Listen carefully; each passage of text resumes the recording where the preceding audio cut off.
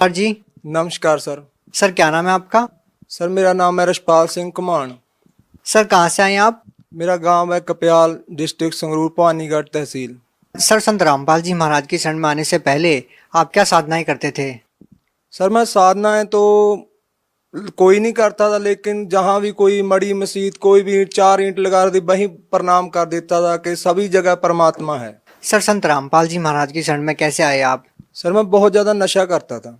जब मैं college time में 2006 की बात है, जब मैंने कॉलेज में एडमिशन लिया तभी मैं कुछ गलत सोसाइटी में घुस गया और तभी से मैं इतना नशा करने लग गया कि धीरे धीरे शीशी होती है एक सर जी, वो रेक्सकॉप की बोलते हैं, हमारे यहाँ फैंसी बोलते हैं उसको।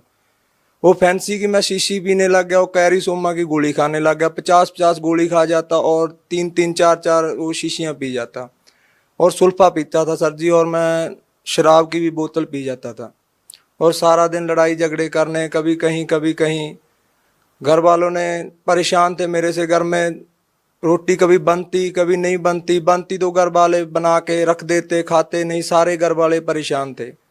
और तभी मेरे गांव का एक लड़का था, उसने मेरे को बताया कि भाई ऐसे ऐसे करके एक संत है, संत रामपाल जी महाराज जी, कि उनका पास तू नाम ले ले। उसने, वो भी नशा करता था, उसने संत रामपाल जी से नाम दीक्षा ली थी। तो वो मेरे को ले गया वहाँ आश्रम में। मैं आश्रम में भगत जी भाई गया और मैंने जाके वहाँ सारा सिस्टम देखा और उसके बाद मैंने भी नाम ले लिया वहाँ जाके। नाम लेने के बाद मैं घर आ गया और मैंने ज्ञान बिल्कुल नहीं सुना और मैं आते ही फिर नशा करने लग गया। और फिर वो मेरे गांव वाला जो लड़का था उसने मेरे को एक मेमोरी कार्ड दिला दिया वहाँ से, आश्रम में से, और वो बोला कि भाई इस सत्संग को सुना कर। और भैया मैं वहाँ नशा कर लेता पूरा, शीशी पी लेता, सुल्फा पी लेता और शराब भी पी लेता, सिगरेट बीड़ी पीता और सारा दिन लीड लगा के सत्संग सुनता रहता। और सत्संग सुनते सुनते मेरे को कुछ कुछ ज्ञान होने लग गया कि मेरी, जैसे गुरुजी बताते हैं संत रामपाल जी महाराज जी के, जब आत्मा को ज्ञान हो जाता है, पाप कम हो जाते हैं तो आंखों से आंसू आने लगते हैं। ऐसे ही भैया मेरे साथ हुआ कि जब संत रामपाल जी सत्संग करते तो मेरी आंखों में से आंसू आने लग जाते। और एक दिन संत रामपाल जी ने वो सत्संग सुनाया गुरु नानक साहब जी का, कि ऐसे ऐसे गुरु नानक साहब जी को परमात्मा बई नदी पे मिले और वहाँ सतलोक लेके गए। सारा उन्होंने बताया कि उन्होंने ये नाम जपा। तो सिख समाज में होने के कारण मेरा और ज़्यादा इंटरेस्ट बढ़ गया। तो भैया जी ऐसे ऐसे करते करते मैंने, आप जब विश्वास नहीं करोगे, मैंने सत्संग सुनते सुनते नशा छोड़ दिया, शीशी ले पीना बंद कर दिया, सुल्फा पीना बंद कर दिया। सर जैसे कि आपने बताया कि आप नशे के इतने आदी थे कि एक दिन में 50-50 गोलियां नशे की आप खा लेते थे और आपके परिवार वाले और आस पड़ोस वाले भी आपसे बहुत ज़्यादा दुखी थे। तो सर जब आप संत रामपाल जी महाराज की शरण में आए तो सर उसके बाद आपके जीवन में क्या परिवर्तन आया, क्या आपके अनुभव रहे? परिवर्तन जो आया, ये पहले तो मेरे को यकीन ही नहीं था, क्योंकि मैंने 4 महीने जनरेशन केयर सेंटर है अपने हमारे यहाँ पटियाला में, मैंने वहाँ 4 महीने मेरे घर वालों ने नशा छोड़ने के लिए वहाँ छोड़ के रखा मेरे को। और मैं उन्हीं की गाड़ी लेके भाग आया और आते ही फिर मैंने नशा करना शुरू कर दिया। और मेरे को ऐसा था भैया कि कोई भी ऐसी ताकत नहीं कि ये नशा छुड़वा दे, और मैं छोड़ना भी चाहता था। मेरी माँ, आप सच नहीं मानोगे, मेरी माँ मेरे को कह देती थी कि बेटा तू मर जा। मैं कह देता था माँ मेरे से मरा नहीं जाता, तू मेरे को ऐसे कर, कुछ खाने में मिला दे और मेरे को मत बता। आप भैया यकीन नहीं मानोगे, मेरे घर पे जाके ये पूछ सकते हो, यही स्थिति सेम टू सेम थी हमारे घर पे। वो मैं कहता था माँ तू इसमें डाल दे कुछ, मेरे को मत बता और मैं मर जाऊंगा, ठीक है। और भैया मैंने बहुत बार मैंने सुसाइड करने की भी कोशिश की। मेरा पूरा गांव इस बात का गवाह है कि मैंने 1-2 बार ना ये जहर भी ले लिया था, खा लिया था, और फिर मैं बच जाता था। और तब मैं संत रामपाल जी महाराज के जहाँ जाने से पहले मैंने सोचा भी ऐसी कोई ताकत नहीं यार जो मेरा नशा छुड़वा दे, क्योंकि मेरे को नींद भी नहीं आती थी, मैं मेंटली अपसेट हो जाता था जब मैं थोड़ा बहुत नशे की डोज ऊपर नीचे हो जाती थी। तो मैंने सोचा भी ऐसी कोई ताकत नहीं। जब मैं वहां गया तो मैं उस दिन भी नशा करके गया, जिस दिन मैंने नाम दीक्षा ली तब भी मैंने। और मेरे साथ वाला जो मेरे गांव का लड़का था उसने बोला कि भाई तू ऐसा बोल दियो कि गुरुजी मेरा नशा छुड़वा दो। मेरे को यकीन बिल्कुल नहीं था कि मेरा नशा छूट जाएगा, क्योंकि इतना नशा, इतनी डोज लेने के बाद मेरे को कोई यकीन नहीं था। और मैं गया, मैंने बोला गुरुजी ऐसे करके दास नशा करता है, आप मेरा नशा छुड़वा दो।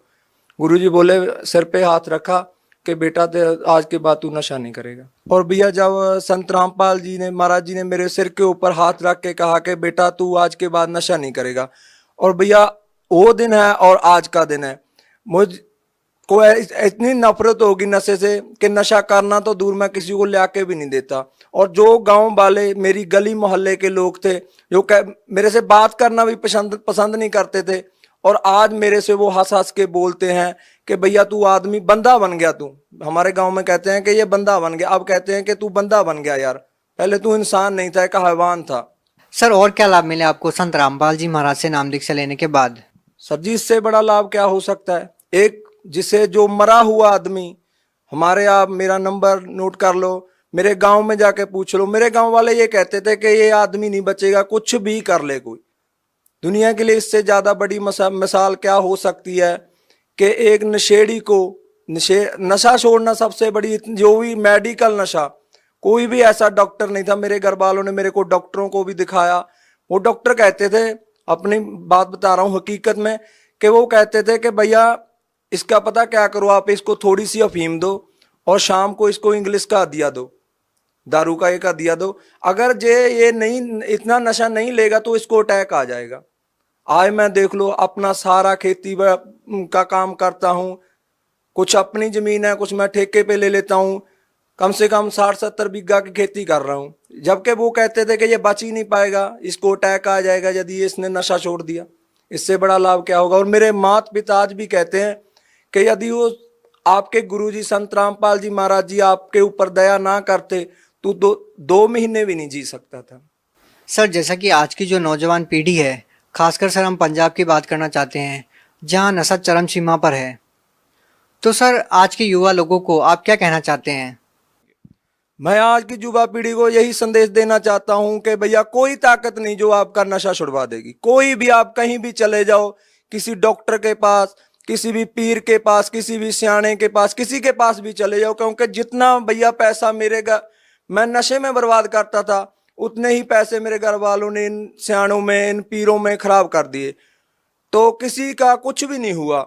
और मेरे को डॉक्टरों के पास मैं इनको यही संदेश देना चाहता हूं कि आप संत रामपाल जी महाराज का टीवी पे सत्संग आता है, आप ध्यान से सत्संग सुनो। अगर आप नशा छोड़ना चाहते हो तो एक यही तरीका है, और संत रामपाल जी महाराज जी हैं जो आपका नशा छुड़वा सकते हैं, वरना दुनिया की कोई ताकत नहीं जो आपका नशा छुड़वा दे। जो लोग आज संत रामपाल जी महाराज से जुड़ना चाहते हैं, वो लोग चाहते हैं कि आपकी तरह उनका भी नशा छूट जाए, वो भी आपकी तरह लाभ पाना चाहते हैं, तो वो नाम दीक्षा कैसे ले सकते हैं?